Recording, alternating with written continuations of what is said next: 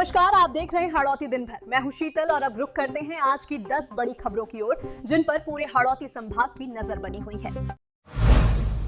Tractor का tyre फटने से युवक की मौत, इलाज के दौरान तोड़ा दम। बूंदी जिले के डाबी थाना क्षेत्र में एक दर्दनाक हादसे में ट्रैक्टर का टायर फटने से युवक की मौत हो गई। जानकारी के अनुसार डाबी क्षेत्र में ट्रैक्टर चलाते समय अचानक टायर फट गया, जिससे ट्रैक्टर अनियंत्रित हो गया और चालक राजू भील नीचे गिर पड़ा।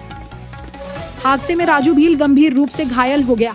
घटना के बाद आसपास मौजूद लोगों ने तुरंत उसे उपचार के लिए कोटा मेडिकल कॉलेज अस्पताल पहुंचाया, जहां उसकी हालत नाजुक बनी हुई थी। डॉक्टरों ने उसे बचाने की पूरी कोशिश की, लेकिन इलाज के दौरान उसने दम तोड़ दिया। घटना के बाद परिवार में मातम छा गया है। सूचना मिलने पर पुलिस मौके पर पहुंची और मामले की जांच शुरू कर दी है। प्रारंभिक जांच में हादसे का कारण टायर फटना और ट्रैक्टर का नियंत्रण खोना बताया जा रहा है। पुलिस ने पोस्टमार्टम के बाद शव परिजनों को सौंप दिया है और आगे की कार्रवाई जारी है। राजस्थान में चीता बसाने की मांग, तेज रावत भाटा रोड पर वन्य जीव प्रेमियों ने निकाली रैली। राजस्थान में चीता बसाने की मांग अब जोर पकड़ने लगी है। मध्य प्रदेश स्थित कूनो नेशनल पार्क से चीते बार बार राजस्थान के बारन जिले में पहुंच रहे हैं, जिससे हाड़ौती क्षेत्र में इस मुद्दे को लेकर सक्रियता बढ़ गई है। हाड़ौती के वन्य जीव प्रेमियों ने आज रावत भाटा रोड में रैली निकालकर राजस्थान में चीता बसाने की मांग की। रैली कस्बे के कोटा बैरियर से शुरू होकर चेतक मार्केट, हाट चौक, सदर बाजार और मंदेसरा बस स्टैंड होते हुए अहिंसा सर्किल तक पहुंची। वन्य जीव प्रेमियों का कहना है कि रावत भाटा और आसपास के विशाल वन क्षेत्र चीते के लिए अनुकूल है। उनका तर्क है कि यहाँ का भौगोलिक परिवेश, घने वन क्षेत्र और पर्याप्त शिकार आधार यानी प्रे बेस चीता पुनर्वास के लिए उपयुक्त साबित हो सकता है। इस दौरान प्रदर्शनकारियों ने चीता KP2 को हाल ही में दूसरी बार ट्रैंकुलाइज किए जाने का भी विरोध जताया। उनका कहना है कि बार बार ट्रैंकुलाइज करना वन्य जीवों के लिए हानिकारक हो सकता है और इसके बजाय उनके लिए सुरक्षित एवं स्थायी आवास विकसित किया जाना चाहिए। कोटा में पुलिस पर मारपीट का आरोप, युवक के घर में घुसकर की पिटाई, बार बार प्रताड़ना का दावा। राजस्थान के कोटा जिले के किशोरपुरा थाना क्षेत्र से पुलिस की कार्यशैली पर सवाल खड़े करने वाला मामला सामने आया है। यहाँ एक युवक ने पुलिस कर्मियों पर उसके घर में घुसकर मारपीट करने का गंभीर आरोप लगाया है। पीड़ित युवक किशोरपुरा का निवासी है और फोटोग्राफी का काम करता है। युवक का कहना है कि पुलिसकर्मी बिना किसी स्पष्ट कारण के उसके घर पहुंचे और उसके साथ मारपीट की। इस दौरान परिवार के अन्य सदस्य भी दहशत में आ गए। युवक ने आरोप लगाया कि यह पहली बार नहीं है, बल्कि इससे पहले भी हर 3-4 महीने में पुलिसकर्मी उसे परेशान करते हैं और मारपीट करते हैं। पीड़ित के अनुसार उसने कई बार इस मामले को लेकर शिकायत करने की कोशिश की, लेकिन कोई ठोस कार्रवाई नहीं हुई। घटना के बाद इलाके में चर्चा का माहौल है और लोग पुलिस के इस रवैये पर सवाल उठा रहे हैं। वहीं इस मामले में पुलिस की ओर से अभी तक कोई आधिकारिक बयान सामने नहीं आया है। MBS अस्पताल में तंत्र मंत्र को लेकर हंगामा, युवक की मौत के बाद परिवार ने किया पूजा पाठ। पुलिस ने रोका कोटा के MBS हॉस्पिटल में रविवार को एक अजीबोगरीब मामला सामने आया, जब एक युवक की मौत के बाद उसका परिवार तंत्र मंत्र और पूजा पाठ करने के लिए अस्पताल पहुंच गया। इस दौरान सुरक्षा गार्ड और पुलिस कर्मियों ने उन्हें अस्पताल भवन में प्रवेश करने से रोक दिया, जिससे कुछ देर के लिए माहौल तनावपूर्ण हो गया। मामले के अनुसार बूंदी जिले के बड़ानिया गांव के पास चेता गांव निवासी ओम प्रकाश सैन उम्र 35 की वर्ष 2022 में एक सड़क दुर्घटना के बाद इलाज के दौरान MBS अस्पताल में मौत हो गई थी। मृतक के भाई दुर्गा शंकर ने बताया कि भाई की मौत के बाद से परिवार लगातार परेशानियों का सामना कर रहा है। परिजनों के अनुसार उन्होंने अपनी समस्या गांव के एक भोपे ओझा को बताई, जिसने दावा किया कि ओम प्रकाश की आत्मा को शांति नहीं मिली है और उसकी शांति के लिए अस्पताल में विशेष पूजा करनी होगी। इसी के चलते रविवार को परिवार के लोग पूजा सामग्री लेकर अस्पताल पहुंचे और अंदर जाने का प्रयास किया। कोटा संभाग के सबसे बड़े मातृ एवं शिशु अस्पताल JK लोन अस्पताल को स्वास्थ्य सेवाओं में उत्कृष्ट गुणवत्ता के लिए राष्ट्रीय क्वालिटी सर्टिफिकेट से सम्मानित किया गया है। यह सम्मान राष्ट्रीय स्वास्थ्य प्रणाली संसाधन केंद्र द्वारा लक्ष्य यानी लाक्ष्य कार्यक्रम के तहत दिया गया है, जिसका उद्देश्य प्रसूति सेवाओं और नवजात शिशु देखभाल की गुणवत्ता को बेहतर बनाना है। अस्पताल की मैटरनिटी ऑपरेशन थिएटर ने 90.17% का शानदार स्कोर हासिल कर क्वालिटी सर्टिफिकेशन प्राप्त किया। वहीं लेबर रूम ने भी 90% अंक हासिल कर अपनी उत्कृष्ट सेवाओं का प्रमाण दिया है। मरीजों की संतुष्टि के मामले में भी अस्पताल ने बेहतरीन प्रदर्शन किया है। मेरा अस्पताल पोर्टल के अनुसार मैटरनिटी ओटी में 82.73% और लेबर रूम में 83.93% संतुष्टि दर्ज की गई। खास बात यह रही कि सेवा उपलब्धता के मामले में दोनों ही विभागों ने 100% अंक प्राप्त किए, जो अस्पताल की मजबूत व्यवस्थाओं और समर्पित स्टाफ को दर्शाता है। इस उपलब्धि से न केवल अस्पताल की साख और मजबूत हुई है, बल्कि क्षेत्र के मरीजों को अब और बेहतर और सुरक्षित स्वास्थ्य सेवाएं मिलने की उम्मीद भी बढ़ गई है।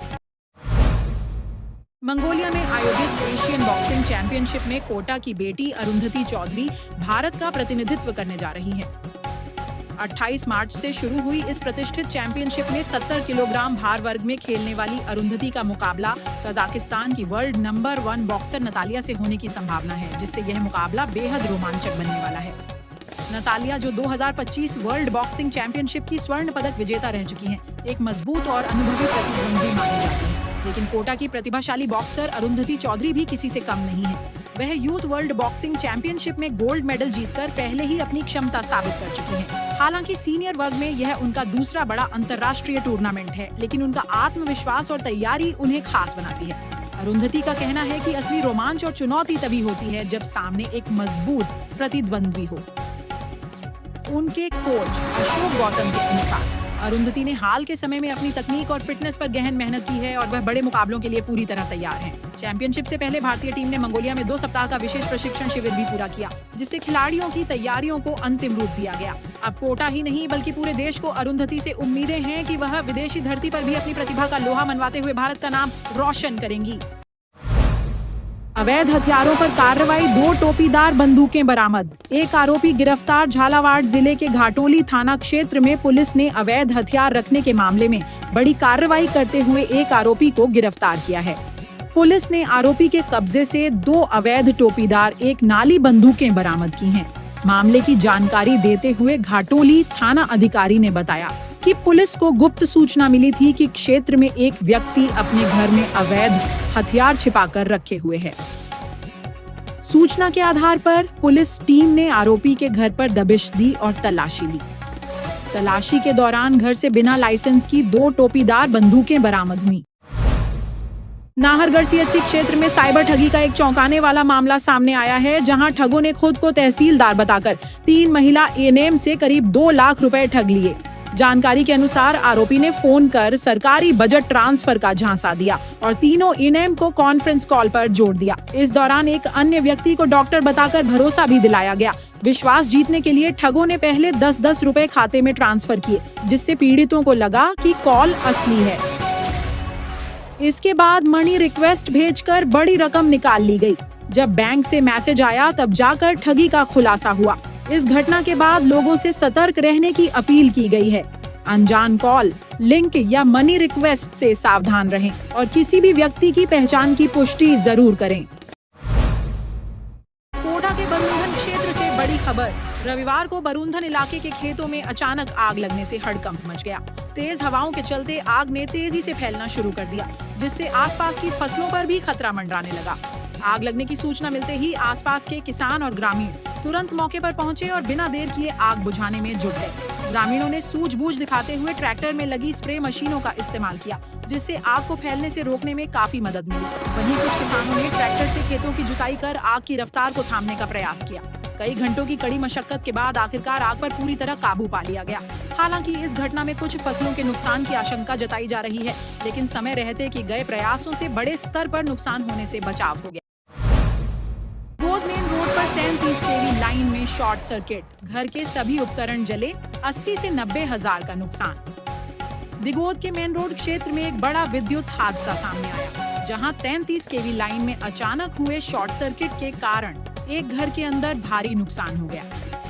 घटना के समय तेज स्पार्किंग और वोल्टेज फ्लक्चुएशन के चलते घर में लगे पंखे, कूलर, फ्रिज, टीवी और पूरी वायरिंग जलकर खराब हो गई। पीड़ित परिवार के मुखिया हरिओम सोनी ने बताया कि अचानक बिजली में तेज झटका आया, जिसके बाद घर के सभी इलेक्ट्रॉनिक उपकरण एक-एक कर जल गए। घटना के दौरान परिवार के सदस्य घबराकर बाहर निकल आए, जिससे कोई जनहानि नहीं हुई, लेकिन आर्थिक रूप से बड़ा नुकसान हुआ है। हरिओम सोनी के अनुसार इस हादसे में करीब 80 से 90 हजार रुपए तक का नुकसान हुआ है। उन्होंने बिजली विभाग से उचित मुआवजे और कार्रवाई की मांग की है। स्थानीय लोगों का कहना है कि क्षेत्र में बिजली लाइन की स्थिति लंबे समय से खराब है और पहले भी ऐसी घटनाएं हो चुकी हैं। लोगों ने प्रशासन से मांग की है कि 33 केवी लाइन की जांच कर आवश्यक मरम्मत कराई जाए ताकि भविष्य में ऐसे हादसों से बचा जा सके। तो ये थी आज की 10 बड़ी खबरें। अब दीजिए हमें इजाजत। कल रात ठीक 8:30 पर फिर होगी आपसे मुलाकात नई खबरों और ताजा अपडेट्स।